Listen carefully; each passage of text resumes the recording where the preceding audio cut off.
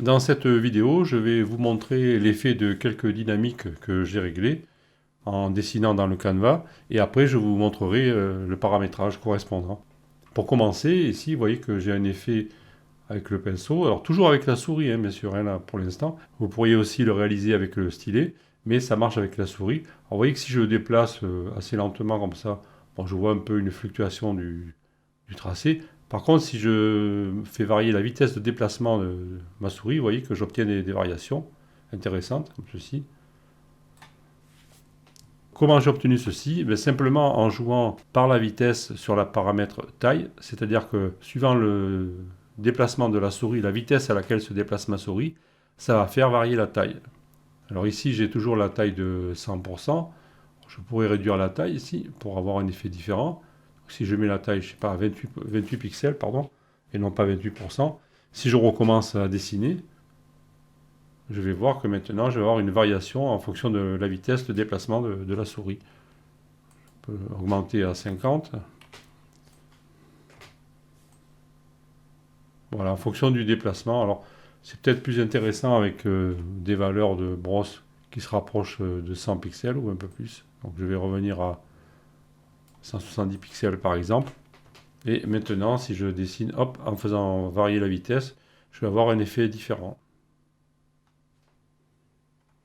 Et j'ai aussi fait intervenir la fluctuation ici. Donc là, c'est pareil, je peux changer la quantité de fluctuation pour avoir un effet différent en jouant sur la vitesse de la souris. Alors si vous avez oublié, je repasse ici à l'affichage complet en appuyant sur la touche tabulation. Ça fait une bascule entre...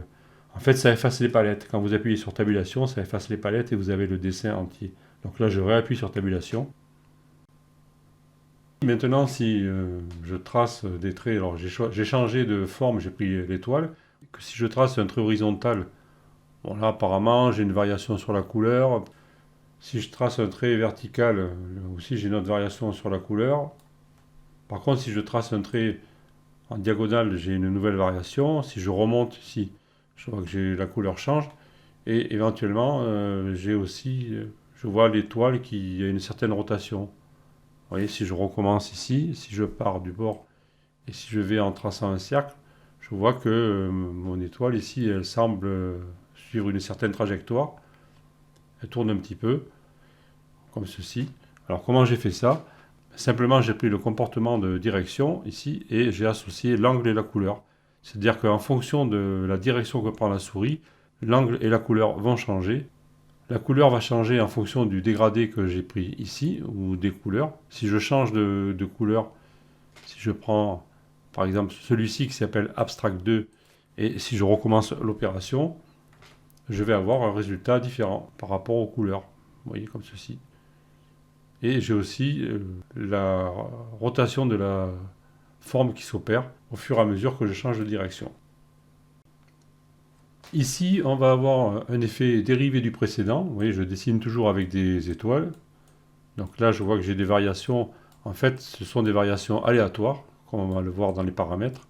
Donc je reviens ici dans les paramètres, et là, je vois que j'ai choisi le comportement aléatoire, ici, et j'ai fait varier la taille et l'angle. Et j'ai aussi fait varier la couleur en fonction de la direction, un peu comme tout à l'heure. Donc là, on a deux comportements qui sont utilisés avec trois propriétés.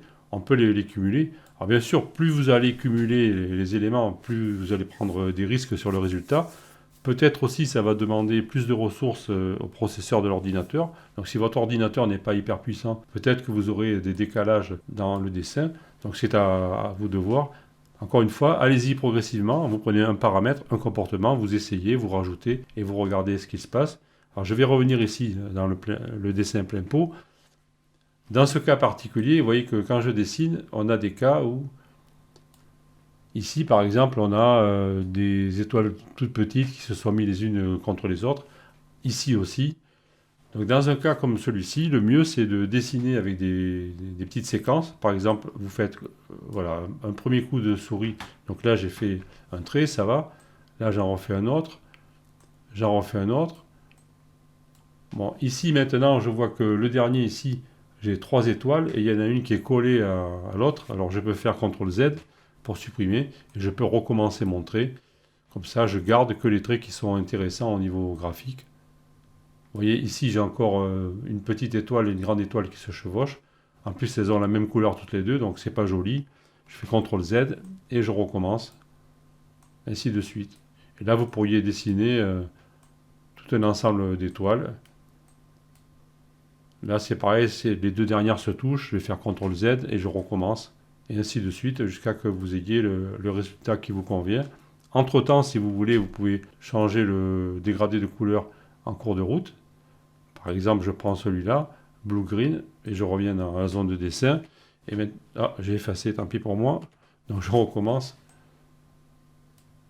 Voilà, je peux recommencer à dessiner avec des traits successifs. Comme ça, je peux contrôler le résultat à chaque fois.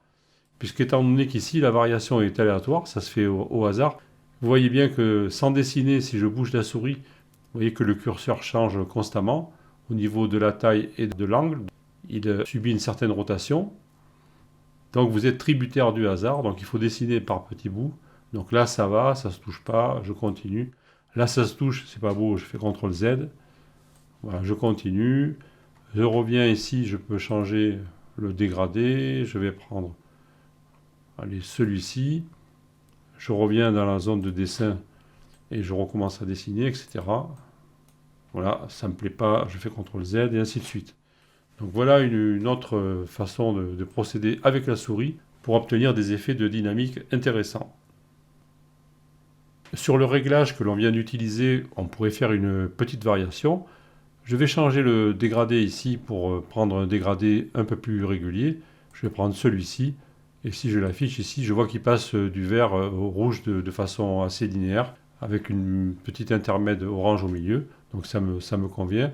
Et ici, je vais déplacer la couleur, je vais la passer de direction à vitesse. Donc je décoche direction et je vais cocher vitesse.